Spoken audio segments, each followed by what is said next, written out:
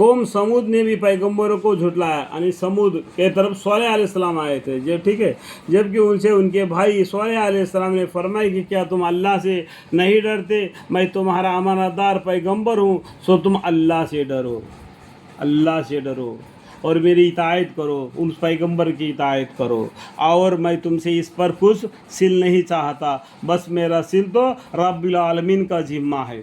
क्या तुमको उन्हीं चीज़ों में बेखबरी से रहने दिया जाएगा जो यहाँ दुनिया में मौजूद है, यानी बागों में और चश्मों में और खेतों और इन खजूरों में जिनके गूंजे खूब गोंदे हुए हैं। और क्या इस गफलत की वजह से तुम पहाड़ों को तराश तराश कर इतराते और फ़क्र करते हो कि मकान बनाते हो, यानी इतना ताकत है उनके पास, पहाड़ों को भी फाड़ कर उसमें सुरंग बनाकर मकान बना लेते, तो घमंड करते थे हमको कोई भी नहीं मार सकता, हम बिल्कुल बिल्कुल बिल्कुल हिफाजत में हैं। हमारी खेत या बाग जिस तरीके से ज़मीन से नबातात उगते हैं वो सब खाकर उनको इतना घमंड आ गया कि वो पहाड़ों को भी तराश तराश कर मकाने बनाते हैं और फ़क्र करते हुए मकान बनाते हैं। सो अल्लाह से डरो और मेरा कहना मानो, और इन हदूद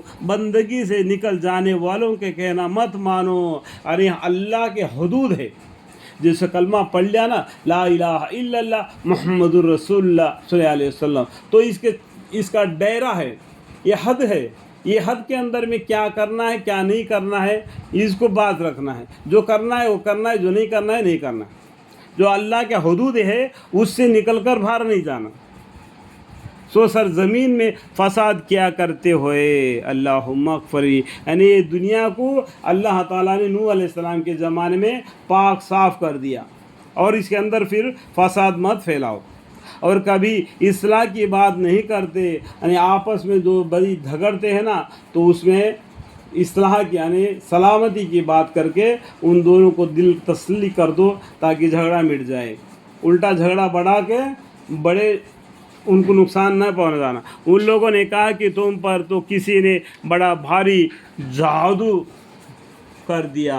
सोलेह अलैहिस्सलाम को उन्होंने क्या बोला, तुमको तो किसने तो बड़ा जादू कर दिया, इसके वजह से तुम ऐसे उल्टे सुल्टे बातें कहने लगे।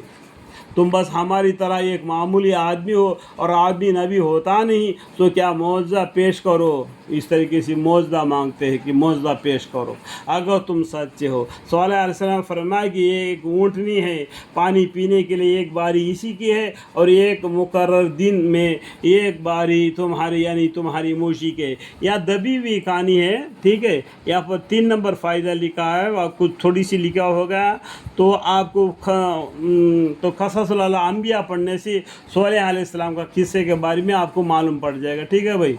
और इसको बड़ी और तकलीफ़ दी के साथ हाथ भी मत लगाना, किसको, उस ऊँटनी को। कभी तुमको एक भारी दिन के अज़ाब आ पकड़े, सो उन्होंने उस ऊँटनी को मार डाला, फिर अपनी हरकत पर पेश नवा हुए, फिर आखिर अज़ाब ने उनको आ लिया।